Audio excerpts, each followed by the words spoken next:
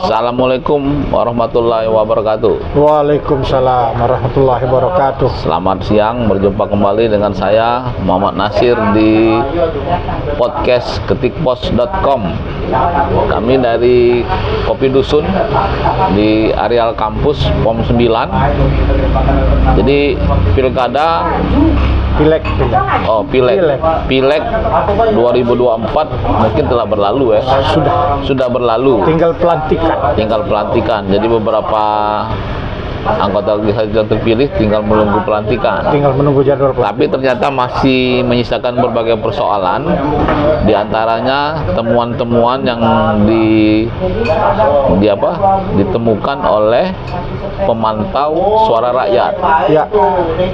Yang ternyata sampai hari ini belum ada penyelesaian. Ya. Usaha dan berbagai proses telah dilakukan kan? Sudah. Nah, telah hadir bersama saya Ketua Pemantau Suara Rakyat Haji Sapran. Amin. Jadi bagaimana? Ya, bagaimana ini persoalan itu yang dihadapi lembaga pemantau itu di Musirawas ya? Bukan. Kejadiannya di Kabupaten Empat Lawang. Jadi waktu saya hadir di pleno KPU provinsi, ya. Itu kan mereka pakai sistem itu kan? Ya, sistem. Merah semua tuh. Merah semua. Kalau merah artinya ada yang salah. Ya. Kan pemilu itu kan surat suara pemilih, suara yang digunakan, suara sah, suara tidak sah. Ya. Kalau angkanya tidak sama, itu pasti merah. Tidak Karena sistem yang berbicara Ya. kan. Nah, berdasarkan temuan itu kemudian saya mencari informasi tambahan. Ya waktu sidang pleno itu kan Ya. KPU Empat Lawang sedang Ya. pleno di KPU provinsi kan. Pihak Bawaslu provinsi. Pihak Bawaslu provinsi itu mempersoalkan itu sangat keras. Kemudian karena menjelang waktu maghrib itu di break. Nah, waktu posisi break saya mencari informasi. Kemudian saya mendapatkanlah namanya di hasil. Jadi di hasil itu adalah hasil pleno di tingkat kabupaten. Ya, di Pak Lawang ya. Ya, nah di hasil itu saya dapatkan ada beberapa partai itu yang memperoleh suara 0 untuk pemilihan DPR RI. Saya kan agak bingung, tidak mungkin 0, apalagi partai-partai itu seperti partai PKB, PKS itu kan Ya. mereka punya jaringan, punya itu. Kemudian saya coba tracking ke C1 di Sirekap. Ya. Di wilayah kecamatan yang merah-merah ini. Jadi hampir di seluruh TPS itu saya download semua Ya, C1-nya. C1-nya. Ternyata ada suaranya. Dulu gitu. Jadi di C1-nya ada suaranya. C1 plano. Satu plano ya. Ada suaranya. Tapi ternyata ketika di hasil 0. Nah, ini kan artinya ada yang dirubah. Ya. Nah, di dalam undang-undang pemilu kan merubah suara perolehan kan itu kan tindak pidana. Ya.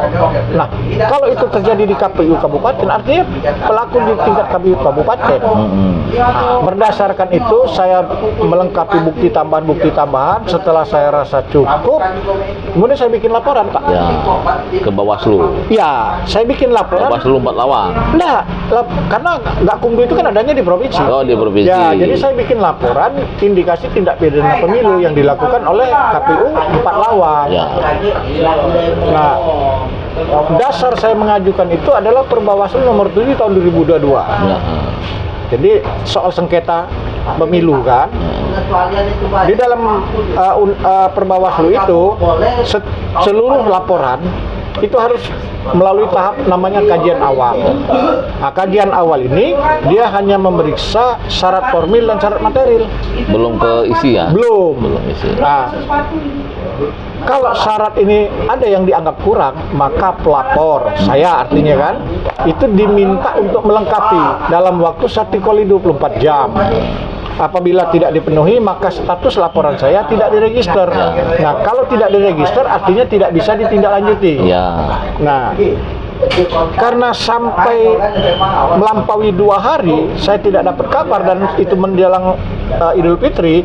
Akhirnya pasca Idul Fitri saya berinisiatif datang ke kantor Bawaslu Di provinsi. di provinsi.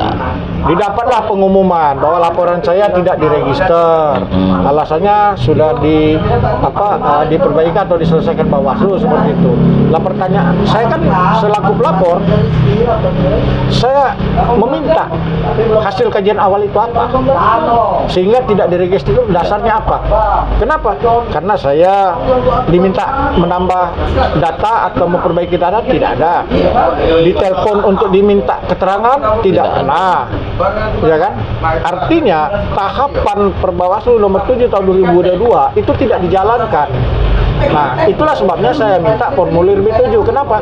Karena di dalam Perbawaslu nomor 7 2022 itu dinyatakan seluruh hasil kajian awal diregister ataupun tidak itu harus dicantumkan di dalam formulir B7 namanya. Jadi gitu. soal register itu beda ya jalurnya ya? Ya, gitu. Nah, saya tidak dikasih waktu itu. Karena saya tidak dikasih, kemudian saya ajukan surat secara resmi ke PPID Bawaslu. Dijawablah oleh PPID bahwa informasi yang saya minta itu masuk kategori informasi yang dikecualikan berdasarkan surat ketetapan PPID Bawaslu RI nomor 14 tahun 2019. Di poin 5 itu formulir B7.2 keterangan garis miring di bawah sumpah. Loh, saya tidak pernah melakukan itu, tidak pernah diminta keterangan, tidak pernah diminta di bawah sumpah. Kan tidak mungkin akhirnya kan? Artinya ini janggal. Karena janggal, kemudian saya coba tracking lagi aturan-aturan sebelumnya. Bertemulah saya aturan nomor 7, Perbawaslu nomor 7 tahun 2018. Setelah saya baca, memang di Perbawaslu itu dinyatakan bahwa keterangan di bawah sumpah itu dimasukkan di dalam formulir B7. B7. Ya. Tapi Nah, 2018 ya tadi ya? 2018. Sementara yang berlaku sekarang itu 2022. Kan gitu, Pak. Nah, karena saya itu kemudian saya ajukan ke atasan PPID karena jawabannya sama, ya tentu saya ajukan gugatan informasi Ke KIP. ke Komisi Informasi karena itu jalurnya. Ya. Saya kan selalu bicara dan bekerja di atas aturan yang berlaku. On the track lah ya? Iya, betul. Gitu ceritanya. Jadi sampai sekarang belum ada hasilnya ya? Belum. Masih diproses di KIP. Masih sidang. Nah, kalau soal laporan tadi tentang apa itu laporan tadi? Temuan yang tadi hasil suara tadi ya? Iya. Yang nol. Jadi gini, Pak. Pelapor itu punya waktu 7 hari kerja untuk memberikan melapor secara tertulis. Ya. Nah, karena itu hari Jumat, artinya saya Sabtu, Minggu, Senin itu saya mencari data tambahan untuk melengkapi bukti saya. Kemudian hari Rabu atau Kamis tanggal berapa lupa saya, itu saya memasukkan laporan secara resmi. Ya, artinya kan memang itu tugas dari lembaga pemantau suara ya tadi. Betul, dan itu tidak melampaui waktu, Pak. Karena kalau lebih dari 7 hari kerja, boleh diabaikan. Nah, saya cuma hari kelima kalau nggak salah. Ya. Dan kemudian untuk register tadi 1 kali 24 jam tidak ada informasi ya? Tidak ada. Tidak ada informasi. Tidak sama pernah sekali. diminta saya. Nah, harapannya apa sekarang? Jadi karena kajian awal itu adalah hak saya dan peraturan yang jawaban yang digunakan oleh PPID maupun atasan PPID itu salah alamat. Kenapa saya bilang salah alamat? 2018 tadi ya? Karena dia patokannya itu Perbawaslu 7 2018. Ya.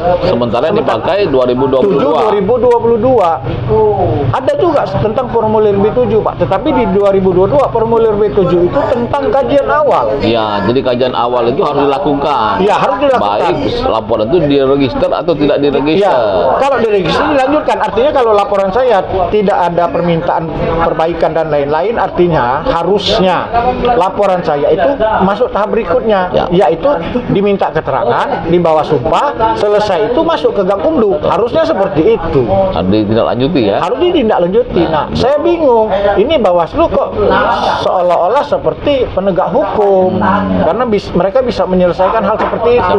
Ini kan laporan tindak pidana loh Pak, bukan administrasi. Ya. Gitu loh. Oke.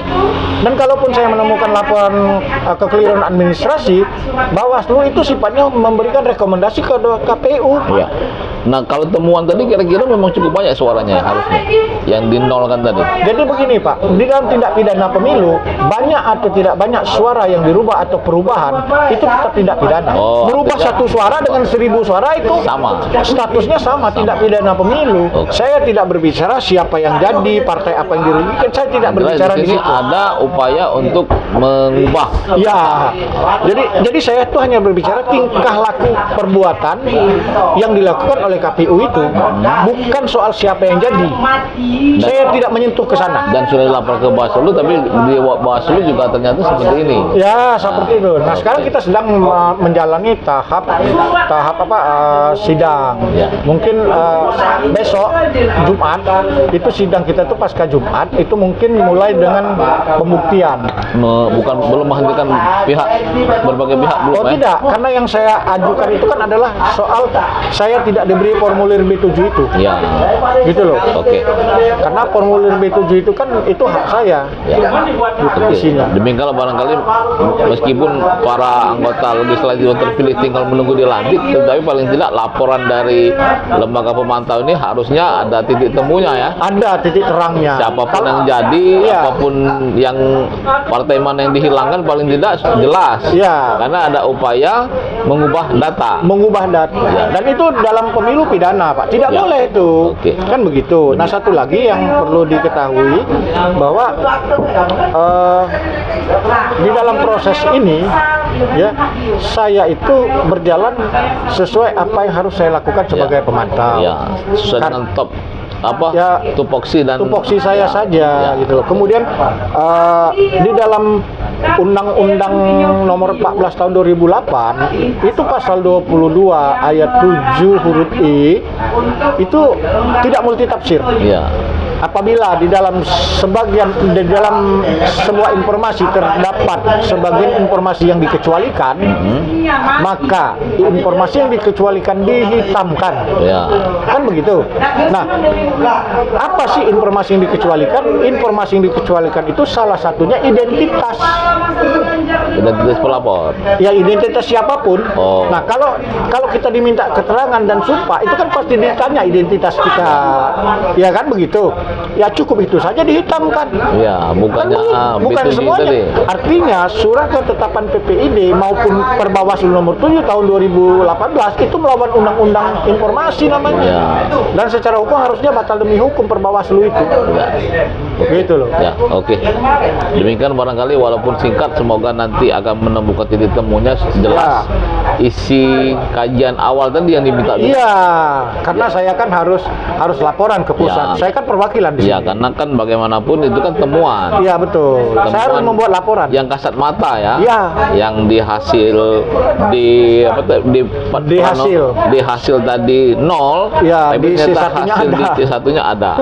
Ini harus menjadi bukan masalah siapa yang jadi dan siapa yang tidak jadi ya. Tidak. Jadi kan tindak pidananya.